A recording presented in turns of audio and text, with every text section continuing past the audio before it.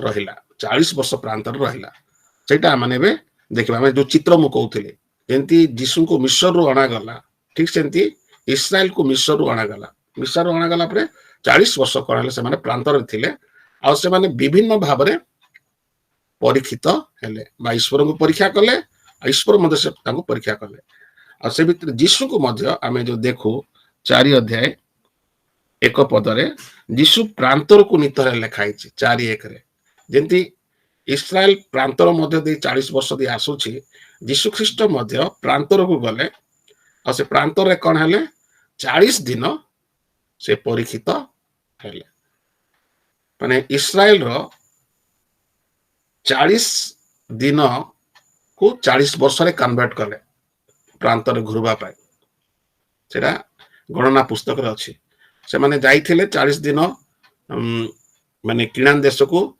देखि आसवा पाए आ से माने देखि आसी तुच्छ ज्ञान कले से पाए प्रभु कहले हमें ए 40 दिन पाए 40 वर्ष तुम कोन करबा प्रांतर रे गमन कराइबा तो यीशु ख्रीष्ट को 40 दिन कोन करा हला हमें देखुछु से विभिन्न भाव रे परीक्षित हेले आ से भितरु हमें केते परीक्षा हमें देखु से परीक्षा भितर गोटे बेला रोटी रो परीक्षा जेमती इस्राएल को मध्य मानार परीक्षा आसिला जलर परीक्षा आसिला विभिन्न परीक्षा आसीची आ व्यवस्था पुस्तक रे जहा अछि सेही सब परीक्षा इस्राएल जो परीक्षा देई गला यीशु मध्य सेमती परीक्षा देई गला आ से सब लेखाई हम जतरा 4 देखिबा सेतरा देखिबा तो माने देखो ये गोटे चित्र मिस्र रु इस्राएल आसुची आ मिस्र रु यीशु आसुची मिस्र रु इस्राएल जत आसुची से अबाध्य होउची परीक्षा रे विफल होउची कि जत यीशु ख्रीष्ट मिस्र रु आसुचंती सब क्षेत्र से कोन होउचंती विजय प्राप्त होउचंती हमें जानू जे 40 वर्ष रे मोसा माने कोन हले मिस्र परित्याग कले 40 वर्ष मिडियन मान सहित रहिले आ 40 वर्ष से प्रांतर रे रहितले तांगर तीनोटी भाग 40 40 40 अछि आ मोसांकर जो 40 वर्ष आमे से दिन देखितु से 40 वर्ष भितरे आमे सेटा भी देखिलो जे काहे की स्वप्न को रिजेक्ट करा हुए काहे की स्वप्न को गुरुत्व बाइबल रे दिया जाय नै हमें देखिथिलो और थरे टिके पढि दबा हमर रिपीटेशन हला हम टिके बुझिया पे सहज हबो खाली हम देखिथिलो गणना 12 सेटा हमें देखि पारिबा जे 12 तार 6 लेखा आइची तबे से कहले हमर वाक्य सुनो जेबे तुमन को मधरे के भविष्य वक्ता थाए तबे हमें सदा कोनसी दर्शन द्वारा ता प्रति आपना को प्रकाश करिबा हमें स्वप्न द्वारा ता सहित कथा कहबा दर्शन आ स्वप्न द्वारा भविष्य वक्ता को हमें कहबा तुम भीतर जदि के अछि किंतु 8 पद लेखा हला मोसा को सेंति नहे मोसा को हमें मुखामुखी प्रकाश रूपे कथा कहबा बोल से कहले तेनो से कोन कले मनुष्य जेंति आलाप करे लेखा जाउची यात्रा पुस्तक रे परमेश्वर सहित सेंति से आलाप कले माने 40 दिन मोसा से भीतर को जाउथिले मेघ केमति आसुथिला से केमति कथा सुनुथिले तेनो मोसा स्वप्न रे नुहे एडा मन रखथिबो मोसा स्वप्न की कल्पना रे नाही आ आदि पुस्तक मधे स्वप्न की कल्पना रे लेखाई नै स्वप्न रे देखि से लेखि नांती किंतु आमे देखिचो कोन वाक्य द्वारा तेनो से हम जा देखो से सृष्टि विषय केंति लेखिले मुखामुखी परमेश्वर तांको कहिले आ से लेखिले तांको जदि तांको इच्छा लेखि तांते विभिन्न विषय लेखि तांते से माने आदि पुस्तक 11 अध्याय बहुत संक्षिप्त भाव में 2000 ऊर्ध्व वर्ष विषय लिखि छथि आ 400 वर्षर घटना हमें देखो बहुत कम समय से लेखु छथि तेणु आजिर विषय हला जे स्वप्न रे आमे जीवन यापन करि पारबे नै हमने वाक्य नूतन नियम रे हमें वाक्य को गुरुत्व दो किंतु मो जोड़ा कहले केते जण प्रभु को दास बोली दाबी करी से माने स्वप्न कथा बहुत कहया पे इच्छा करंती जो जोटी स्वप्न अछि से स्वप्न काढी से माने गुरुत्व दियंती आ प्रभु एमती कथा कहंती सेमती कथा कहंती से माने चिंता करंती किंतु आमे जेतु जानिछु आम से विषय कौन करवा नहीं गुरुत्व देवा नहीं। यही कथा जड़े माने केते जण भी कहते आईब 33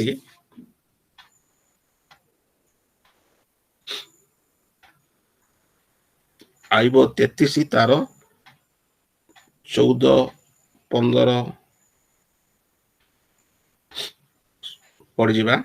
परमेश्वर थरे कहती दुई थर ही कहती तथापि मनुष्य तहिर मन दिए ना से माने केंती कहती। हाँ परमेश्वर कहती केंती कहती 15 पदरे स्वप्न रे कहती दर्शन रे कहती घर निद्रा रे मग्न हला बेले कहती सजारे घुमाइला बेले कहती आ से मनुष्य मन कर्ण उन्मुक्त करती और से मानकर शिक्षा मोहरांकित करती। तो ये जिते आम एमती वाक्य सब देखू परमेश्वर कहती एमती भाव कहती। तो आज प्रभु एमती स्वप्न द्वारा कथा कहती आम मैंने स्वप्न देखू तेज आम मैंने कौन हो जो जटिल समस्या पड़े मुझे जो स्वप्न देखुची तार अर्थ कौन बोली मुझे चिंता करुच दरकार नहीं जेहेतु मोर जीवन संबंधी सब विषय आदि पुस्तक प्रकाशित वाक्य लिखाई जाइए मत अन्य विषय चिंतित माने भयभीत होगा आवश्यक नहीं। मु जो परमेश्वर विश्वास करे से मोर भविष्य से मोर भविष्य को से निरूपण कर मोर भविष्य को से धरी तेणु भविष्य विषय मत जाना आवश्यक ना। जमी अनेक हाथ माने हस्तरेखा उपर गुरुत्व दियंती बा गणक विद्या उपर गुरुत्व दियंती विभिन्न जमी आमे गोटे पद प्रभु जी सेटा कहते सेटा को आमे भी देखि पारिबा। आमे जेहेतु नूतन नियम रे अच्छु आ जेहेतु आम पुरातन नियम नूतन नियम संपूर्ण विषय रही से माथ्यू तार 6 अध्याय 32 पद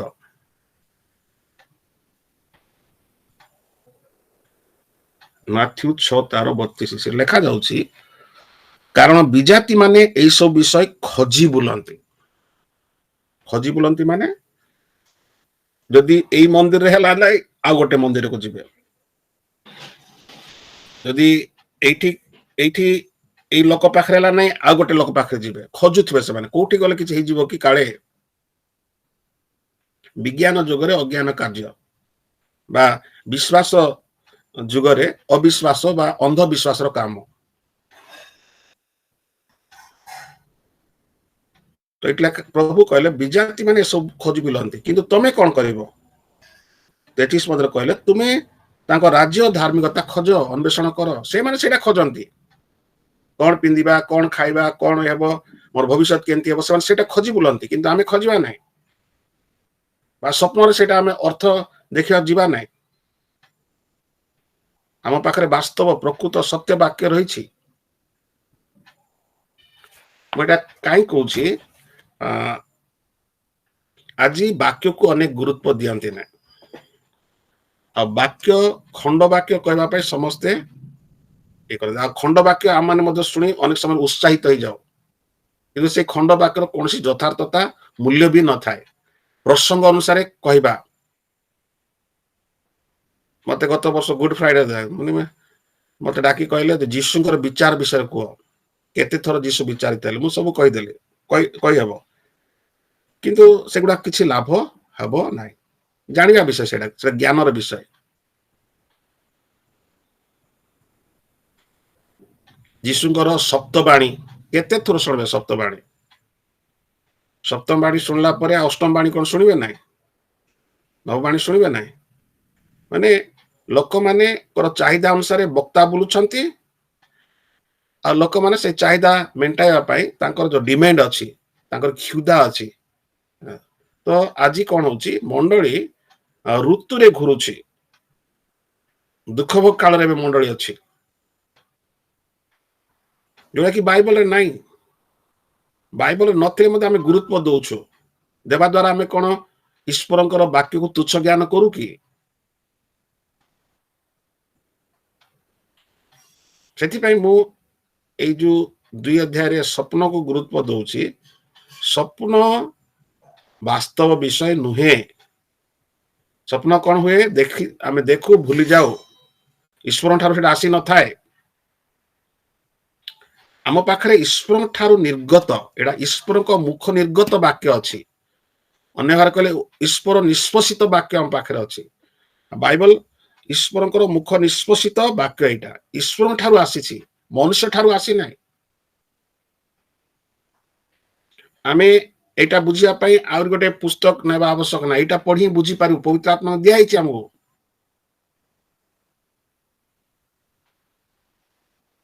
तेणु ये जिते जन आम माने बहुत माथी पुस्तक देखुछु माथी पुस्तक अनेक विषय देखिलु मन पड़ुछि ना संग्रह खाली ज्ञान संग्रह करुछंती ना निज जीवन रो प्रयोग करुछंती आज आमे मध्य ऋतु चक्र रे घुरिबा नाही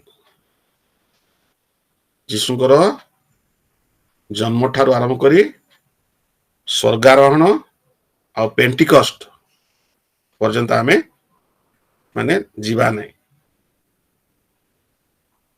आउरी थरे आ गोटे वर्ष आउ थरे सेमती घुरिबा नहीं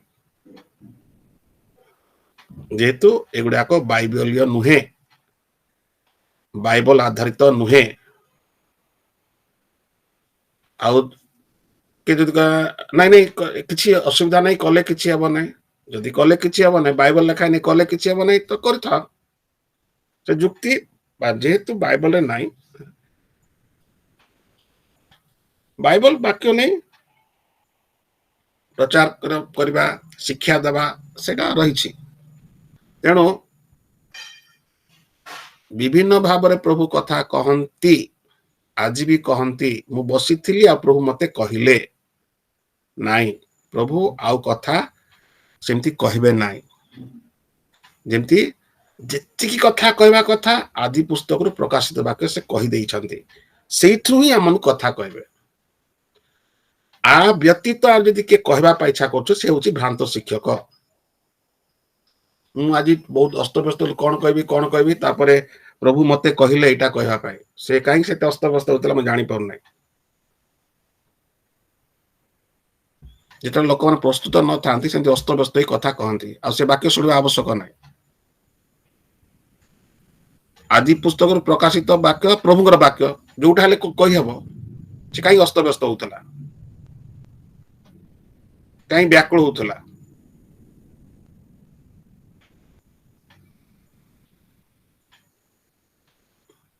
तेणु आज आमे जो दृश्यटा देखीचु इस्राएल मिस्र रु आसिले जीशु मध्य आसिले आ जीशुଙ୍କର आमे देखु 2 अध्याय आरंभ कर 28 अध्याय पर्यंत जीशु केमती यात्रा करूछंती तांकर यात्रा आ इस्राएल केमती यात्रा कला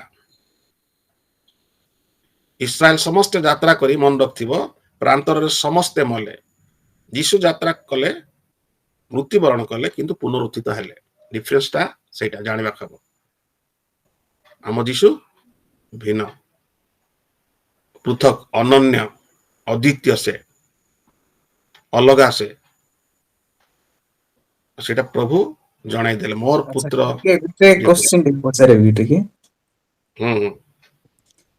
हेले एबे जो प्रकाशित पर्यंत जो कहिले आदिठू प्रकाशित पर्यंत कहिदेले एबे आ किछि कहिबे नाही बोल जो कहउचंती माने एबे आ तांकर किछि आ माने ये नाही कि आ माने संश्लिष्ट किछि नाही खाली माने जो संविधान दे देले ए अनुसार तमे चलो तापरे लास्ट को तमर कथा बुझिबा बोलला भले केनती कोटा ए जो एबे जोटा वर्तमान युग जोटा चलीछि वर्तमान युग रे बाइबल दे देले हां बाइबल दे देले हां दे देले विश्वास करो सब विषय रे लिखा है वाक्य माध्यम रे कथा कहिबे प्रभु नै कि हां एटा जीवित वाक्य एबे जीवित वाक्य सेटा एबे भी एटा जीवित वाक्य हां एबे भी जीवित वाक्य तो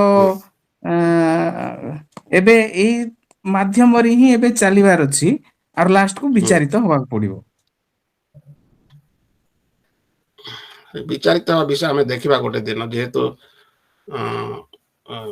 वक्ता माने सब बड़े स्वर्ग को जीव नरक को जीव बोली जो कहंती से आम देखबा खबर एबे आ माने परमेश्वर माने ये हमरो ପୃଥିବୀ ଉପରେ ଆଉ କିଛି ମାନେ ଇଏ ନାହିଁ କି କର୍ତ୍ତୃତ୍ୱ କିଛି ନାହିଁ କି ନା ଅଛି ନା କେମିତି?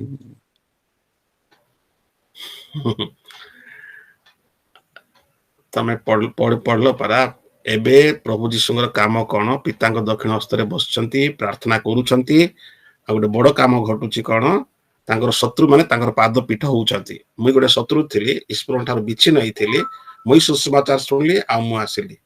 ତ ଯେମିତି ମାନେ ପ୍ରେରିତ ମାନେ କାମ କଲେ, ଏବେ ମଧ୍ୟ ଅନେକ ପ୍ରଭୁଙ୍କ ଲୋକମାନେ ସୁସମାଚାର ପ୍ରଚାର କାମରେ ଲିପ୍ତ ଅଛନ୍ତି। ଆଉ ସେମାନେ କାର୍ଯ୍ୟ ବିଭିନ୍ନ ଗାଁ ବ୍ୟକ୍ତି ନିକଟରେ ସୁସମାଚାର କହୁଛନ୍ତି, ଯୋଉଠି ପାରୁଛନ୍ତି ସେଟା କହୁଛନ୍ତି।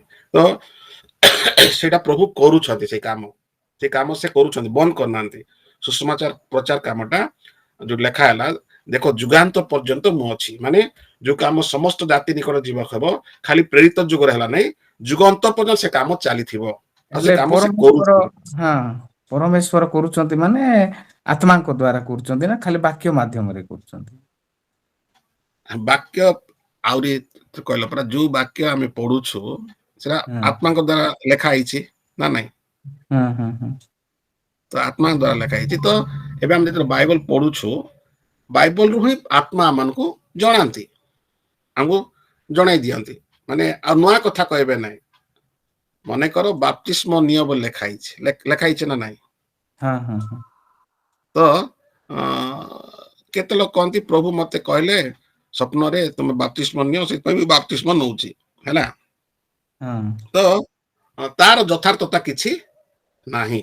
ସେ କହିପାରେ, ହୁଏତ ସେ ପ୍ରଭୁଙ୍କର ବାକ୍ୟ ପଢିଲେ ବାଧ୍ୟ ହେଇପାରେ, ସ୍ୱପ୍ନ ଦ୍ଵାରା କଲେ ସେ ବାଧ୍ୟ ହେଇପାରେ, ସେମିତି ହେଇପାରେ। କିନ୍ତୁ ଯଥାର୍ଥତା କିଛି ନାହିଁ। କେତେ ଜଣ ନାଇଁ ଯୁକ୍ତି ସେଇଟା ତ ଏବେ କରୁନାହାନ୍ତି। ଦେଖନ୍ତୁ, ଏବେ ଆପଣ ଗୋଟେ ପ୍ରକାର ମାନେ ବୁଝଉଛନ୍ତି, ଆଉ ଅଲଗା ଅଲଗା ପାଷ୍ଟର ମାନେ ଅଲଗା ପ୍ରକାର, ଯେମିତି ଏବେ ଯୋଉଟା ମତେ ସ୍ୱପ୍ନ ଦ୍ଵାରା କଥା କହିଲେ ପ୍ରଭୁ ଏମିତି ସେମିତି ବୋଲିକିରି ସବୁ ଚାଲିଛି। ସେ ବାକ୍ୟକୁ ନେଇକିରି ଆକା ସେମାନେ ବି କହୁଛନ୍ତି, ଆପଣ ବି ବାକ୍ୟକୁ ଆଗା ନେଇକିରି କହୁଛନ୍ତି। ସେ ବାକ୍ୟ କହୁନାହାନ୍ତି, ମାନେ ସ୍ୱପ୍ନ ସେ କହୁଛି ସେ। ହଁ ନାଇଁ ବୋଲେ ସ୍ୱପ୍ନ କଥା ଯୋଉଟା ଲେଖା ହେଇଛି ବୋଲି ଆପଣ ଯୋଉ କହିଲେ ଅଙ୍କରେ, ହୁଁ, ସେ ଯୋଉ ହୁଁ। ସ୍ୱପ୍ନ କଥା ଲେଖା ହେଇଛି ସେଇଟାକୁ ବେଶ କରିକିରି ସେମାନେ କହୁଛନ୍ତି ବୋଲିକି। ହେଲେ ଏବେ ଜଣେ ସାଧାରଣ ଲୋକ ତ ବାଇବଲରେ ଲେଖା ହେଇଛି ସ୍ୱପ୍ନ କଥା ବୋଲିକିରି, ସେଇଟା ବିଶ୍ଵାସ କରିବ କି ନାଇଁ? ସେମିତି ସେଥିପାଇଁ ତ ସେଥିପାଇଁ ପବିତ୍ର ଆତ୍ମା ସମସ୍ତଙ୍କୁ ସମାନ ପରିମାଣରେ ଦିଆ ହେଇଯାଇଛି। କିଏ ବେଶୀ ପାଇବ, କିନ୍ତୁ ପବିତ୍ର ଆତ୍ମା ତାଙ୍କର ସନ୍ତାନ ମାନଙ୍କୁ କେବେ ହେଲେ ଭ୍ରାନ୍ତ କରିବେ ନାହିଁ। ସେ ସବୁବେଳେ ବାଇବଲକୁ ବୁଝିବା ପାଇଁ ସାହାଯ୍ୟ କରିବେ। ଲୋକ ଯେତେବେଳେ କହୁଛନ୍ତି ଶୁଣିଲେ ସେ ଜାଣିପାରିବ। ଯୋଉମାନେ ତାଙ୍କର ନୁହନ୍ତି ସେମାନେ କେବେ ବି ଜାଣିପାରିବେନି, ଏଇଟା ମନେ ରଖିଥିବ। ହୁଁ।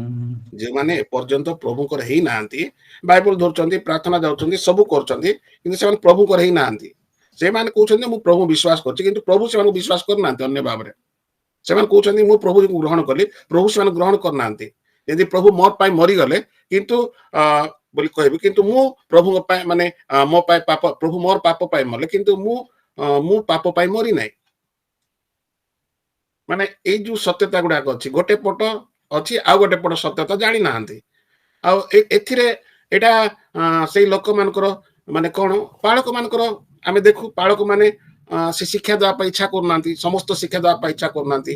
ଆଜି ଗୋଟେ ରବିବାର ଆସିଲେ ଗୋଟେ ବାକ୍ୟ କହିଲେ, କାଲି ଗୋଟେ ବାକ୍ୟ କହିଲେ, ଆଉ ମଣ୍ଡଳୀରେ ଖୋଜି ବୁଲୁଛନ୍ତି ଲୋକମାନଙ୍କୁ ଯେ ଏଇ ରବିବାର କିଏ କହିବ, ସେ ରବିବାର କିଏ କହିବ। ସେଇଟା ଗୋଟେ ତାଙ୍କର ବ୍ୟସ୍ତ, ମାନେ ପୁଲପିଟ କମିଟି କେମିତି କରିବା, ଏଇ ରବିବାର କିଏ ଆସିବେ, ଏଇ ଦିନ କିଏ ଆସିବେ, ଏଇ ବିଶେଷ ଦିନ କିଏ ଆସିବେ, ମାନେ ଟେରିବୁଲ ହେଇଗଲାଣି, ମଣ୍ଡଳୀ ଭୟଙ୍କର ହେଇଗଲାଣି।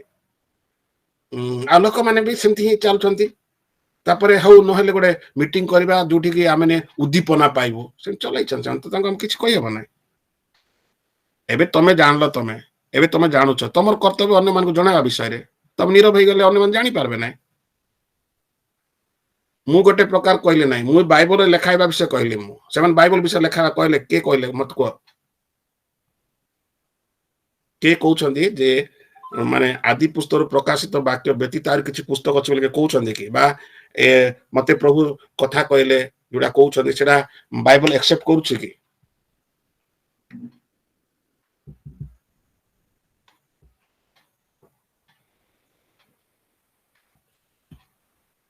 ଯେକୌଣସି ସମୟରେ ମଧ୍ୟ ଜଣେ ଜାଣିପାରିବ ଯେ ଆଦି ପୁସ୍ତକରୁ ପ୍ରକାଶିତ ବାକ୍ୟ ଯେତିକି କଥା କୁହାଯାଏ ସେଟା ଈଶ୍ୱରଙ୍କ ମୁଖ ନିର୍ଗତ ବାକ୍ୟ, ନିଃସୃତ ବାକ୍ୟ, ନିଷ୍ପୋଷିତ ବାକ୍ୟ ତା ବ୍ୟତୀତ ଆଉ ବାକ୍ୟ ନାହିଁ। ଯଦି ସେତିକି ଜାଣିଗଲା ଭଲ, ନହେଲେ କଣ ହେବ, ଏ ଯୋଉ ଖ୍ରୀଷ୍ଟମାସ ଇଷ୍ଟର ଏଗୁଡା କଣ ବାଇବଲରେ ନାହିଁ। ସେଥିପାଇଁ ତ ଆମେ କହୁଛୁ ନା ଏଠି ନାହିଁ ବୋଲି। ଇଷ୍ଟର ଅଛି, ଯୀଶୁ ପୁନରୁତ୍ଥିତ ହେଲେ ପର୍ବ ମନାଇବା ପାଇଁ ନାହିଁ।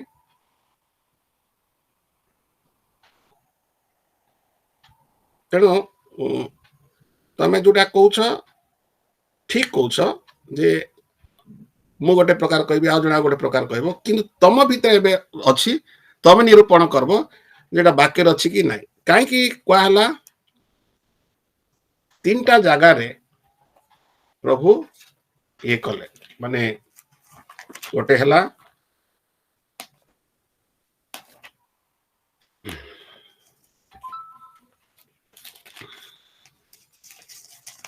ବ୍ୟବସ୍ଥା ପୁସ୍ତକ ଯେତେବେଳେ ଲେଖା ହେଲା ସେତେବେଳେ କୁହାଗଲା ଯେ ତମେ ପଢ ଦ୍ୱିତୀୟ ବିବରଣ 4 ତାର 2, ଦ୍ୱିତୀୟ ବିବରଣ 4 ତାର 2 ଲେଖା ଯାଉଛି 2, ମୁଁ ତୁମମାନଙ୍କୁ ଯାହା ଆଜ୍ଞା କରୁଅଛି ସେଇ ବାକ୍ୟରେ ତୁମାନେ କିଛି ମିଶାଇବ ନାହିଁ କିମ୍ବା ତହିଁରୁ କିଛି ଉଣା କରିବ ନାହିଁ। ଏଟା ପ୍ରଥମ ଆଦେଶ ଦେଲେ ପ୍ରଭୁ ମଶାଙ୍କ ଦ୍ୱାରା। ଯେତିକି ଲେଖା ହେଇଛି ବ୍ୟବସ୍ଥା ପୁସ୍ତକରେ ସେଠି କେହି ମଧ୍ୟ କିଛି ମିଶାଇ ପାରିବ ନାହିଁ, ଉଣା ଯେମିତି ଲେଖା ହେଇଛି ସେମିତି ବିନ୍ଦୁ ମାତ୍ରା ଲୋପ ପାଇବାକୁ ହବ ନାହିଁ। ପ୍ରଥମ। ଦ୍ୱିତୀୟ ଦେଖିବା ମାନେ ଆଉ ଥରେ ରିମାଇଣ୍ଡ କଲେ ହିତୋପଦେଶ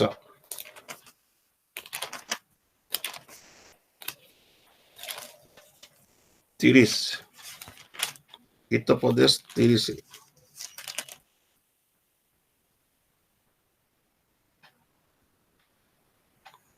6, ତାହାଙ୍କ ବାକ୍ୟରେ ଯୋଗ କର ନାହିଁ, କଲେ ସେ ତୁମକୁ ଅନୁଯୋଗ କରିବେ। ମାନେ ବାକ୍ୟରୁ କିଛି ଯୋଗ କରିବ ନାହିଁ। ଏଟା ଆଉ ଥରେ ରିମାଇଣ୍ଡ କଲେ। ତାର ଉପରେ ଲେଖା ହେଇଛି 5, ପରମେଶ୍ୱର ପ୍ରତ୍ୟେକ ବାକ୍ୟ ପରୀକ୍ଷା ସିଦ୍ଧ। ତ ସେଠି ଆଉ କିଛି ମୁଁ ଟିକେ ମିଶାଇ ଦେଲେ କିଛି ହେବ ସେଟା ନୁହେଁ। ଯେତିକି ଲେଖା ହେଇଛି, ଯେମିତି ଲେଖା ହେଇଛି ସେଟା ଗୁରୁତ୍ୱ। ଆଉ ଗୋଟେ ବିଷୟ ଆମେ ଦେଖିବା, ଯେତେବେଳେ ପ୍ରକାଶିତ ତାର 22, ପ୍ରକାଶିତ 22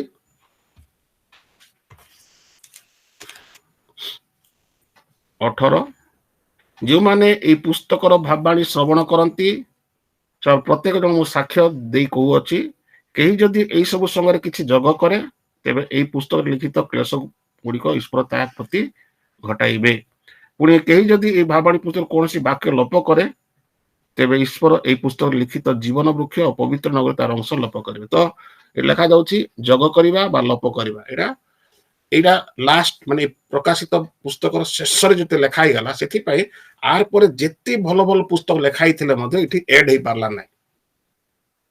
ପ୍ରକାଶିତ ବାକ୍ୟ ଶେଷରେ ଯେହେତୁ ଏଟା ସାବଧାନ କରା, ଆପରେ ଯେତେ ଲେଖା ହେଇଛି ସେଠି କଣ ହେଲା ନାଇଁ, ବିଲିଗ୍ରାମ ଲେଖୁ, ବିଲ ବ୍ରାଇଟ ଲେଖୁ, ଆଉ ଅନେକ ମାନେ ଫାଦର ମାନେ ବହୁତ ଜ୍ଞାନୀ ଲୋକ ମାନେ ଅନେକ ପୁସ୍ତକ ଲେଖିଛନ୍ତି, ସେ ପୁସ୍ତକ ଗୁଡା ଏଠି ଯୋଗ କରାହେଲାନି। ଯାହା ଆମେ ଦେଖୁଛୁ ପ୍ରଭୁ କହିଲେ ଲେଖା ହେଇଛି, ଆଉ ସେମାନେ ଶୁଣିଲେ, ତାପରେ ସେମାନେ ଲେଖିଲେ। ତେଣୁ ଏଟା ହେଲା ଲାଷ୍ଟ, ଏଠି ଏଣ୍ଡ କରିଦେଲେ। ପ୍ରକାଶିତ ବାକ୍ୟ ପରେ ଆହୁରି ନାହିଁ। କିନ୍ତୁ ଆଜି ବି ରୋମାନ କାଥଲିକରେ ଅନେକ ପୁସ୍ତକ ଅଛି, ବିଭିନ୍ନ ସ୍ଥାନ ଅନେକ ପୁସ୍ତକ ଅଛି, ଆଉ ଆଜି ଅନେକ ବକ୍ତା ମାନେ ମଧ୍ୟ ବାହାର କଥା ସବୁ କହନ୍ତି। ତେଣୁ ୱାର୍ଣ୍ଣିଂ କୁ ମାନନ୍ତି ନାହିଁ, ନ ମାନିଲେ ଆମେ କିଛି କହିପାରିବା ନାହିଁ। ହଉ, ଓକେ, ବହୁତ ସମୟ ହେଇଗଲାଣି। ଆଉ କାହାର କିଛି ପ୍ରଶ୍ନ ନାହିଁ ତ? ସମସ୍ତେ ବୁଝାଇଥିବ।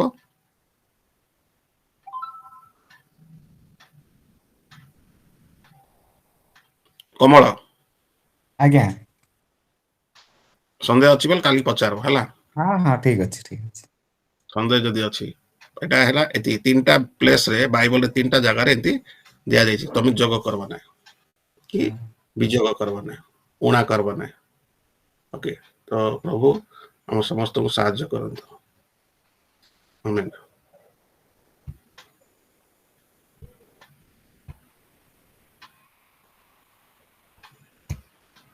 प्रार्थना कर प्रभु तुम धन्यवाद दौछु आज तुम्हें तुमर मुख निश्चित वाक्य आम शुणा देछ तुम्हें दया कर जिते जन आम मैंने शिखुछ आम मैंने तुम वाक्य रु बाहर न जीवु तुम लिखित वाक्य जीवित वाक्य ताको ए पर्यंत तुम्हें सुरक्षित करिछ आ बिना मूल्य तुम्हें देछ से वाक्य गुड़ाक आम मानकर जीवन निमंते अति आवश्यक जीवन धारण जीवन यापन एवं प्रभु अन्य मान निमंते प्रकाशन करने तुमको देछ आम समस्त तुम्हें साहाय्य कर जेपरी आम केबे भी भ्रम न हेबु आ त्रुटि आड़ को न जीवु सत्य मार्ग रे वाक्य अनुसार जीवन यापन करिवु पवित्र आत्मा शक्ति आम समस्त साहाय्य कर हम सबु बेले तुम वाक्यर सत्यता जानी सत्य अनुसार जीवन यापन करने साहाय्य कर आम दुर्बल किंतु तुम सबल परमेश्वर आम अज्ञानी मूर्ख किंतु तुम्हें सर्वज्ञ परमेश्वर तुम आमको साहाय्य कर धन्यवाद दौछु प्रार्थना तुम शुणुच यीशुकर प्रिय नाम रे मागुअछु आमेन। आमेन।